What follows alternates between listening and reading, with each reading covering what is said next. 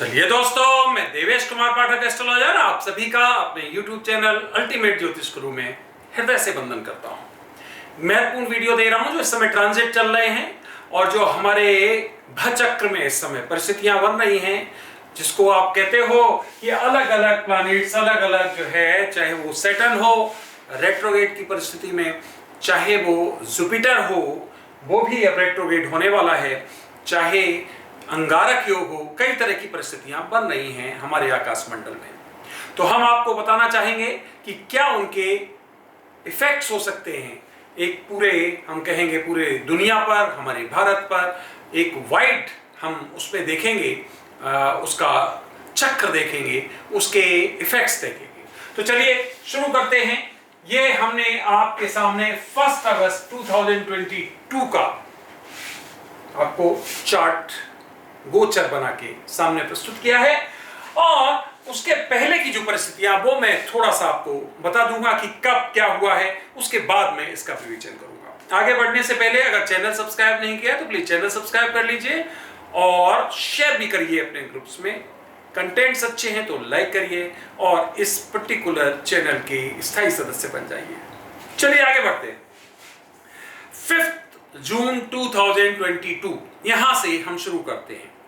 5 जून 2022 को जो सैटर्न है वो डायरेक्ट मोशन में है, रेट्रोगेट नहीं है, एक्वेरियस में है 105, इसका मतलब है 1 डिग्री 05 मिनट पर है। उस समय तक ये डायरेक्ट मोशन में है 3:16 तक मॉर्निंग में। ये मैंने न्यू दिल्ली को बेस बनाया है। अब इसके आगे जब हम जाते हैं 5 जून को ही, तो इसके जस्ट 1 सेकेंड बाद 3:16 को ये क्या होता है, रेट्रोगेट हो जाता है। वही डिग्री है 0105, 1 डिग्री 5 मिनट। चलिए आगे चलते हैं। 12 जुलाई 12 जुलाई निकल चुकी है, ये एक्वेरियस में प्रवेश करता है। इसका मतलब क्या है, ये एक्वेरियस में है, हम ये कह रहे हैं एक्वेरियस में ही हुआ था। ये जो अभी मैंने बताया 105, इसका मतलब है 12 जुलाई को 13 बज के, इसका मतलब दोपहर के 1:41 पे ये एक्वेरियस में ही है। और जैसे ही 1 सेकेंड आगे होता है तो इसकी परिस्थिति जो है वो रेट्रोगेट है, इसलिए कायम कैप्रिकॉर्न में हो जाती है। इसका मतलब मकर में हो जाती है। तो इसका मतलब है कि ये उसी दिन रेट्रोगेट परिस्थिति में मकर में प्रवेश कर जाता है। चलिए आगे देखते हैं कब तक रहने वाला है ये रेट्रोगेट। इसकी जो रेट्रोगेशन की स्थिति है वो रहने वाली है 23 अक्टूबर 2022 तक, 23 अक्टूबर तक 9:37 तक ये रेट्रोगेट रहने वाला है कैप्रिकॉर्न में। और डिग्री होगी 24 डिग्री 24 मिनट, वहां तक ये रेट्रोगेट रहेगा। उसके बाद ये फिर इसका डायरेक्ट मोशन हो जाएगा उसी 23 अक्टूबर को 9:37 पे, और ये डायरेक्ट मोशन में आ जाएगा। 24 वही डिग्री होगी। उसके बाद में 17 जनवरी 2023 17 जैन ये क्या होगा, इसकी परिस्थिति जो है 21 मीन्स रात को 9:27 पर इसकी जो परिस्थिति होगी वो 00 हो जाएगी। किसमें, एक्वेरियस में। इसका मतलब ये एक्वेरियस में प्रवेश कर जाएगा और फिर ये डायरेक्ट मोशन में आगे बढ़ने वाला है। तो ये परिस्थिति ये टोटल मैंने आपको बताई कहां से, 5 जून से लेके और आगे जनवरी तक की मैंने आपको इसकी पूरी परिस्थिति बता दी कि ये 17 जनवरी तक ये इस तरह से रहेगा रेट्रोगेट और उसके बाद ये डायरेक्ट मोशन में चला जाएगा। अब मैं जो आपको ये गोचर दे रहा हूं ये 1 अगस्त 2022 का दे रहा हूं, किसी रीजन से वो मैं आपको बताने वाला हूं। आज आपको मालूम है 26 तारीख है, 26 जुलाई 2022। आज से 6 दिन के बाद की परिस्थिति मैं आपको दे रहा हूं। 1 अगस्त 2022 और टाइम है 23:55, रात के 11:55 का ये ट्रांजिट आप देख रहे हैं। ट्रांजिट चार्ट जिसको गोचर कहते हो वो आपके सामने प्रस्तुत है और ये मैंने जो तैयार किया है वो उसी तरह से तैयार किया है कि आप देख पा रहे होंगे ये 1 है और ये पूरा उसी क्रम से तैयार कर दिया है। आपके कुंडली में क्या परिस्थिति बन रही है वो आप उससे असेस कर सकते हो। मैं ये पूरा का पूरा आपको उसी आधार पे दे रहा हूं जिस आधार पे हम तैयार करते हैं पूरा चार्ट। तो चलिए देखते हैं क्या है स्थिति। इसमें आप देख पा रहे हैं महत्वपूर्ण परिस्थितियां देखते जाइए जो बहुत ज्यादा प्रभावित करने वाली है। कालपुरुष की कुंडली के हिसाब से मैंने आपको समझाने का प्रयास किया है। आपकी कुंडली में ये कहां परिस्थितियां बन रही हैं उस हिसाब से आप उसको ट्रांसलेट कर सकते हो। अगर टाइम मिला तो मैं भी आगे ट्रांसलेट कर दूंगा कि कौन सी, अगर किस पर्टिकुलर हाउस में है ये तो क्या परिस्थितियां बनेगी। लेकिन जब मैं ये वर्णन कर दूंगा मुझे लगता है आप अपने आप उसको कर पाएंगे एक्सप्लेन। चलिए अब यहां देख रहे हैं आप एसेंडेंट। फिर एक बार बता रहा हूं 1 अगस्त 2022 मंडे 23:55 रात को 11:55 का यह ट्रांजिट है। क्यों बनाया उसका रीजन समझिए। यहां पर मैं देख पा रहा हूं एसेंडेंट 21-25 पे है जिसको आप लग्न कहते हो। राहु 24-23 पे है, मार्स 24-23 पे है और यूरेनस 24-32 पे है। Very important. सबसे ज्यादा प्रभावित होने वाला जो राशि है वो मेष है। मेष क्या होता है? अग्नि तत्व राशि है। अग्नि तत्व राशि में हम देख पा रहे हैं कि जो लग्न हमारा है वो भी 21-25 पे बन रहा है और राहु, मार्स और यूरेनस एक ही डिग्री पर आपको दिखाई दे रहे हैं। 24-23, 24-23, 24-32 एग्जैक्ट एक ही डिग्री पे। यही सबसे इंपॉर्टेंट टाइम है। वैसे आप बहुत विवेचन देख रहे होंगे लेकिन जो मैं सबसे की पॉइंट है वो उस पर आपका ध्यान आकृष्ट करना चाहता हूं कि यह सबसे महत्वपूर्ण टाइम है इस ट्रांजिट का, जो लगातार आप हमसे रिक्वेस्ट करते रहे हैं पास्ट में कि बताइए सर बताइए क्या होने वाला है। तो जो अंगारक योग की परिस्थितियां हैं सबसे ज्यादा टिपिकल ये 11:55 पे बन रही हैं 24-23 डिग्री पर जब ये होगा। अंगारक योग के बारे में एक बहुत ही महत्वपूर्ण तथ्य आपको बताता हूं कि 24 डिग्री के बाद जो अंगारक योग बनता है वो बहुत ही इफेक्टिव होता है, खतरनाक होता है, डिस्ट्रॉइंग होता है, डिवेस्टेटिंग होता है और ये 24 के बाद ही बन रहा है। साथ ही यूरेनस भी है उसी डिग्री पर है। इसका अर्थ क्या हो गया कि मार्स आपको पता है फायरी, इसका मतलब है कि यह हमारे पृथ्वी तत्व को भी इंगित करता है और यह हमारे फायरी उसको भी करता है कि अपने साइन में कौन सा है? फायरी साइन, आग्नेय तत्व। राहु जो है वो इसको क्या करेगा? इसको एग्रीवेट करेगा, इसके इफेक्ट्स को एम्प्लीफाई करेगा। तो उसी जगह पर जब है तो और ज्यादा इफेक्ट्स इसके कड़वे होंगे, बिटर होंगे और ज्यादा हम कहेंगे डेट्रीमेंटल होंगे। यूरेनस भी वहीं पर है। तो ध्यान रखिए कि ये पर्टिकुलर जो सबसे ज्यादा राशि प्रभावित होने वाली है और यहां पर हम कह सकते हैं कि परिस्थितियां ऐसी, चूंकि आप ये लग्न देख रहे हैं यहां पर हमने कालपुरुष की कुंडली के हिसाब से तैयार किया है। इसका मतलब यह हो गया कि विशेष तरह की जिसको आप अग्नि की चीजें, विशेष तरह की आपको जो एकदम अंगारक योग को जिसको कहते हो, तो वो परिस्थितियां, युद्ध की परिस्थितियां, क्योंकि मार्स क्या है? युद्ध का भी सेनापति कहा जाता है, इसको युद्ध का कारक मार्स ही होता है। तो सेनापति जो है वो आग्नेय राशि में बैठा है, राहु के साथ बैठा है जो कि एम्प्लीफाई करता है, अंगारक योग का निर्माण करता है। यूरेनस के साथ बैठा है जो कि बड़ी बड़ी घटनाओं का कारक होता है। ये मैंने क्यों यूरेनस, प्लूटो और नेपच्यून साथ में लिए? क्योंकि मैं विश्व के बारे में, देश के बारे में, राजनीति के बारे में कुछ बृहद विवेचन या बृहद विवेचन आपके सामने कर रहा हूं। ये किसी पर्टिकुलर एक राशि का नहीं कर रहा हूं, ये कोई मैं वैदिक विधि से केवल एक पर्टिकुलर किसी चार्ट का नहीं कर रहा हूं, ये ओवरऑल इंपैक्ट का कर रहा हूं। इसलिए आप देख पा रहे होंगे यूरेनस, प्लूटो, नेपच्यून मैंने सब शामिल किया है। तो ये जो एक महत्वपूर्ण है ये बहुत ही इंपॉर्टेंट है। इससे परिस्थितियां निश्चित तौर पर ज्यादा खतरनाक होंगी। बड़े बड़े ब्लास्ट, आग या इस तरह की जो घटनाएं जिनमें आपके युद्ध होते हैं वो भड़कने के यहां पूरे चांस है। युद्ध तो चल ही रहे लगातार, वो और भड़क सकते हैं। आगे देखिए, अब राहु है, आपको पता है संचार का भी मालिक होता है। ऐसे मार्स जिन जिन चीजों का मालिक होता है तो उसको एग्रीवेट करने का काम ये एक दूसरे को करने वाले हैं, क्योंकि एक ही डिग्री पर एग्जैक्ट मैंने इनको आपको वो टाइम बताया जब एक ही डिग्री पर है। चलिए आगे देखते हैं। अगला महत्वपूर्ण पॉइंट है सैटर्न के बारे में, जिसके बारे में आप सुनने के लिए बहुत ज्यादा उत्सुक होंगे। सैटर्न को जरा ध्यान से देखते हैं। अच्छा, ये जो चारों है, पहले इसके बारे में एक और महत्वपूर्ण आपको तथ्य बता दूं, ये चार के चारों भरणी नक्षत्र में है। Very important. भरणी नक्षत्र में असेंडेंट राहु, मार्स और यूरेनस, चार के चारों। भरणी नक्षत्र किसका है? तो वीनस का है। तो यम सिग्निफाई करता है, ये यम का मतलब मौत। इसका मतलब क्या है? एक तरह से ये यमराज, सैटर्न, महाकाल कह सकते हो, और ये यम इसका मतलब है उसका सिग्निफिकेटर है। इसका मतलब जो है वीनस का ये कॉन्स्टिलेशन है, उसके अधिकार क्षेत्र में आता है, और यम इसके कारक है। इसका मतलब ये हो गया, सिंपल आप कह सकते हो कि ये और ज्यादा डेट्रीमेंटल परिस्थितियां बना रहा है। वीनस और उसका जो कॉन्स्टिलेशन है, उसका जो नक्षत्र है, उसमें ये सब कुछ घटित हो रहा है। चलिए आगे देखते हैं। अब सैटर्न को देखते हैं।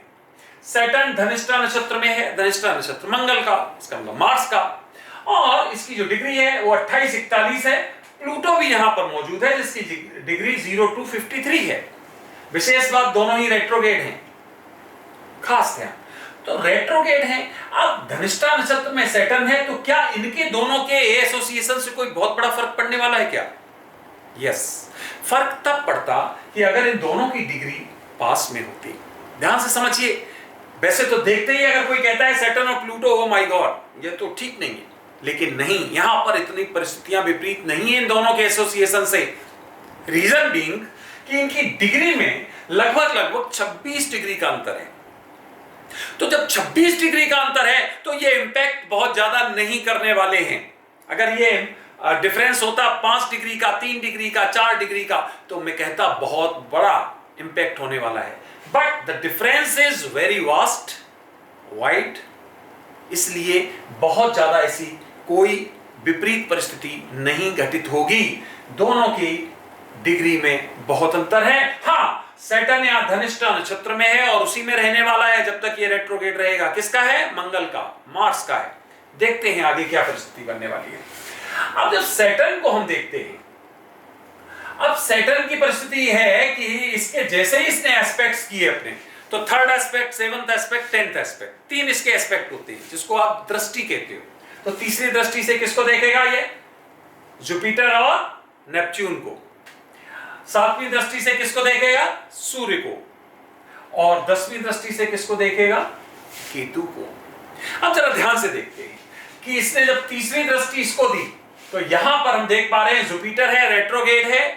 कौन सा कॉन्स्टिलेशन है? उत्तरा भाद्रपद। एक बार फिर सैटर्न का कॉन्स्टिलेशन है। सैटर्न का कॉन्स्टिलेशन है उत्तरा भाद्रपद। अब इसके आगे क्या हुआ? इसके आगे यह हुआ कि सैटर्न और कहां देख रहा है? 7 दृष्टि 4th हाउस पे। क्या है 4th हाउस में? सन। कौन से नक्षत्र में है? पुष्य नक्षत्र में। पुष्य नक्षत्र किसका है? सैटर्न का। इसका मतलब है दोनों ही महत्वपूर्ण प्लैनेट जुपिटर और सन इसी के कॉन्स्टिलेशन में विराजमान हैं। 10वीं दृष्टि यहां पे आ गई 24-23 डिग्री पे केतु। अब केतु पर जब कभी भी सैटर्न की दृष्टि जाती, इसे कभी भी बेनिफिट नहीं माना जाता है, कभी भी कंड्यूसिव नहीं माना जाता है। वो भी सैटर्न रेट्रोगेड है और ज्यादा पावरफुल स्थिति। तो जब यहां पर दृष्टि दी तो ये निश्चित तौर पर एक एसोसिएशन का घर होता है, ये और ज्यादा परिस्थिति यहां पर खराब करेगा। दोस्ती, एसोसिएशन देशों के बीच, वो यहां निश्चित तौर पर परेशानी का कारण स्थापित करेगा। तो अब आप समझ गए कि सैटर्न यहां रेट्रोगेड होके तीसरी दृष्टि इसको दी। जुपिटर रेट्रोगेड भी है और उत्तरा भाद्रपद नक्षत्र में भी, अपने साइन में जरूर है, लेकिन देख लीजिए आप परिस्थिति क्या बना रहा है। उत्तरा भाद्रपद नक्षत्र में और रेट्रोगेड होके है। डिग्री इसकी 14-31 है और नेपच्यून की 0057 है। अब फिर क्या इन दोनों का एसोसिएशन बहुत ज्यादा कोई अंतर करेगा? नहीं करेगा। फिर एक बार वही बात, क्यों? क्योंकि आपस में जो इनका डिग्री है वो 14 का अंतर आ रहा है। तो इंपैक्ट यहां पर भी सब्सटेंशियल नहीं होगा। ऐसा नहीं होगा कि बहुत सिग्निफिकेंट हो। नो, लेकिन ये एसोसिएशन वास्तव में खतरनाक वाला है कि यह सब डिग्री सबकी समान है और ये जरूर एक डेट्रीमेंटल परिस्थिति बना रही है।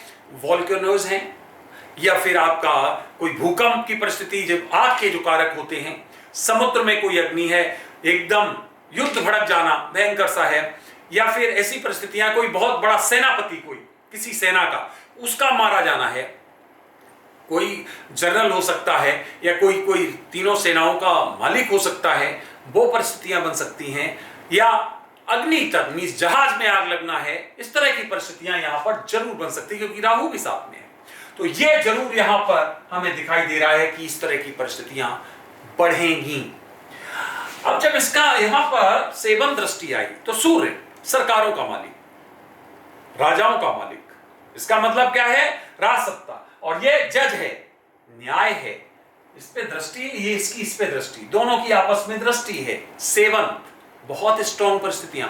इसका मतलब क्या है कि कन्फ्रंटेशन की परिस्थिति न्यायपालिका में और शासन में, साथ ही साथ कई एक्सपोज होंगे लोग जिनके हिडन कई रहे होंगे सीक्रेट्स, वो इस कालखंड में एक्सपोज होंगे क्योंकि सैटर्न क्या करता है? रेट्रोगेट है। अब ये जाने वाला है एक्वेरियस में, फाइनली चला जाएगा, तो 2.5 साल तक जो यहां रहा है उसको सबको सेटल करके जाएगा। क्यों? क्योंकि ये न्याय का देवता है। ये जो जैसे आपने कर्म किए होंगे वो आपको देके जाएगा। अब ये हमारे वर्क प्लेस का भी क्षेत्र होता है। अब वर्क प्लेस पे आपने जैसा काम किया होगा, वर्क प्लेस सिंसियरली काम किया होगा, ईमानदारी से काम किया होगा, प्रमोशन देके जाएगा आपको कुछ अच्छा देके जाएगा। वहां अगर आपने लेथार्जिक, वहां अगर आपने प्रशासन, वहां अगर आपने जो बॉसेस हैं, वहां आपका सीईओ है, वहां आपका एम्प्लॉयर है, उसके साथ आपने घात प्रतिघात किया, आपने छल किया, कपट किया, गलत किया, आपने जस्टिफाई नहीं किया अपने काम को, तो ये आपको दंड देके जाएगा। सिंपल, क्योंकि सैटर्न किसी की नहीं सुनने वाला, ये तो सबको दंड देता है, इरेस्पेक्टिव ऑफ पर्सनैलिटी। कौन है इसको कोई लेना देना नहीं। तो इस तरह से सरकार और उसके बीच में द्वंद्व प्लस 10वें हाउस से रिलेटेड जो भी है वो मैंने बता दिया, आपके कर्मों के हिसाब से ये देने वाला है। 7th हाउस में एसोसिएशन में प्रॉब्लम करेगा, साथ ही साथ जितने भी पार्टनरशिप्स हैं जिनके चार्ट्स ऐसे ही हैं उनके लिए बहुत प्रॉब्लम वाली स्थिति बनाएगा ये। क्यों? क्योंकि ट्रांजिट में भी वही है, तो फिर इनकी कुंडली में भी वही है। साथ ही साथ जिनके भी महादशाएं चल रही होंगी, राहु का, मार्स का, जुपिटर का, सूर्य का, मींस अंतरदशा, प्रत्यंतर दशा, जहां पर ऐसी परिस्थिति आ रही होगी सैटर्न के साथ मिलके, सैटर्न की महादशा मार्स की अंतरदशा, सैटर्न की महादशा जुपिटर की अंतरदशा, जुपिटर की महादशा सैटर्न की अंतरदशा, सन की महादशा सैटर्न की अंतरदशा, उनको ज्यादा प्रभाव पड़ने वाला है। उनके जो जो हाउसेस में ये निर्माण हो रहा है उस हाउस से संबंधित उनको प्रॉब्लम होने वाली है। पुरानी बीमारी कोई सामने आ सकती है। क्यों? क्योंकि रेट्रोगेट परिस्थिति में जो भी बताया मैंने फिक्स करके सेटल करके जाएगा, तो सामने लेके आएगा वो कि क्या पीछे चल रहा था, उसको जो हिडन है उसको एक्सपोज करने की परिस्थिति में आएगा। तो ये 3rd, 7th और 10th इसकी दृष्टियां रहेंगी। इसका मतलब यह है कि अगर हम इसका एक ब्रीफली आपको बताना चाहें तो यह है कि जो सही रास्ते पे चल रहे हैं, जो न्याय के रास्ते पे चल रहे हैं, उनको निश्चित तौर पर यहां पर अच्छा मिलने वाला है, और जो लोग गलत राह पे चल रहे हैं, धोखेबाजी कर रहे हैं या जो जस्टिफाई नहीं कर रहे हैं अपने आप को, उनके साथ निश्चित तौर पे सैटर्न गलत करने वाला है। रेट्रोगेट रेट्रोगेट रेट्रोगेट रेट्रोगेट देख सकते हो आप, हर जगह रेट्रोगेट की परिस्थिति बन रही। बस इनमें केवल अंतर यह है कि डिग्रीज में बहुत ज्यादा अंतर है, इसलिए इतना ज्यादा ये एसोसिएशन खतरनाक नहीं बन पा रहा है, पर यहां ये जरूर बना पा रहा है। लेकिन जो कि सैटर्न की दृष्टि है तो इसलिए प्रभाव निश्चित तौर पे इस पे और इन तीनों हाउसेस पर पड़ेगा। इसका मतलब है आप अपने चार्ट में देख लीजिए कि सैटर्न से जो 3रा, 7वां, 10वां पड़े उन पे प्रभाव पड़ने वाला है। साथ ही साथ क्या है कि जिनका जन्म यहां देख लीजिए कि 20 से और 30 डिग्री के बीच में हुआ है, जिनका लग्न यहां पर रहा हो, सैटर्न किसी तरह से लग्न में हो या फिर उसकी दृष्टि हो, इसी तरह से इनकी कोई लग्न से किसी तरह की स्थिति बन रही हो, या आपका जो मून है वो भरणी नक्षत्र में रहा हो, तो समझ लीजिए कि उसके ऊपर भी प्रभाव इसका ज्यादा पड़ने वाला है। तो जो हमारा जो ज्वाइन होता है डिग्री, जहां पर 30 के बाद जब चेंज होता है, कस्प कहते हो जिसको आप, वहां पर परिस्थिति बन रही हो या उसके आसपास की डिग्रीज पे पड़ रही हो, उन पर भी प्रभाव इसका पड़ेगा, इस ट्रांजिट का। अंतरराष्ट्रीय जो है उनमें निश्चित तौर पे परेशानियों का कारण यहां पर बन रहा है। अंतरराष्ट्रीय स्थितियों में जैसा कि मैंने बताया आपको, जो भी शासन है, जो भी राजा हैं, जो भी नेतृत्व करने वाले हैं, उनके ऊपर परेशानियां आएंगी। सैटर्न आपको मालूम है जो हमारे वर्कर्स होते हैं उनका कारक होता है। जितने भी वर्कर्स होते हैं, चाहे वो कितने भी अधीन वर्कर्स इनको कहते हैं, तो उनका असंतोष सामने आएगा, परिस्थितियां विपरीत होंगी। धार्मिक जो होती है, एक धर्मांधता या धार्मिक कट्टरता या धार्मिक जो आपस में जो विकृतियां होती हैं, कट्टरता के बाद जो आपस में द्वंद्व होते हैं, वो भी यहां पर दिखाई दे रहा है। ये तीसरी दृष्टि आप देख पा रहे हैं। जुपिटर और नेपच्यून का एसोसिएशन में भले ही डिग्री ज्यादा है, लेकिन सैटर्न की दृष्टि वहां पर बिल्कुल ये बता रही है कि धार्मिक आपस में द्वंद्व और झगड़े बढ़ने वाले हैं, इसमें कोई शक नहीं। तो ये परिस्थितियां चल रही हैं 17 जनवरी तक, हमने आपको बताया है। इसमें जो चार्ट है ये इसके ट्रांजिट का सीधा सीधा फर्क पड़ने वाला है। अर्थव्यवस्था पर भी फर्क पड़ने वाला है। अर्थव्यवस्थाएं दुनिया की जो है वो यहां पर संकुचित होंगी, दिक्कतें आएंगी, लोग परेशान होंगे, जनसाधारण परेशान होगा। क्योंकि इसमें आप एक महत्वपूर्ण चीज देख सकते हो पूरी कुंडली में, पूरे ट्रांजिट की कुंडली जो हमने बनाई है, इसमें कोई भी प्लैनेट आपको ऐसा नहीं दिखाई दे रहा हो जो बहुत बेनिफिक हो। एक भी बता दो आप, कोई भी ऐसा प्लैनेट नहीं जो अपने एग्जॉल्टेड अवस्था में हो। कोई भी प्लैनेट ऐसा नहीं है। देखिए मून 6th हाउस में है, मरकरी यहां पर, इसकी डिग्री देख लीजिए 0129। इसी तरह से कोई भी ऐसा प्लैनेट नहीं है जो बहुत स्ट्रांगली प्लेस्ड हो और ये बता रहा हो कि यहां पर हमें बहुत ज्यादा जो है वो जिसको कहते हो कि बेनिफिक रिजल्ट्स मिलने वाले हैं। इसका मतलब है कि दुनिया में इस समय उथल पुथल की परिस्थितियां रहेंगी। अर्थव्यवस्थाओं में एक कहते हो जिसको संकेत आएगा, साथ ही साथ आपस में जो है वो जहां युद्ध है वो और ज्यादा भड़क सकते हैं।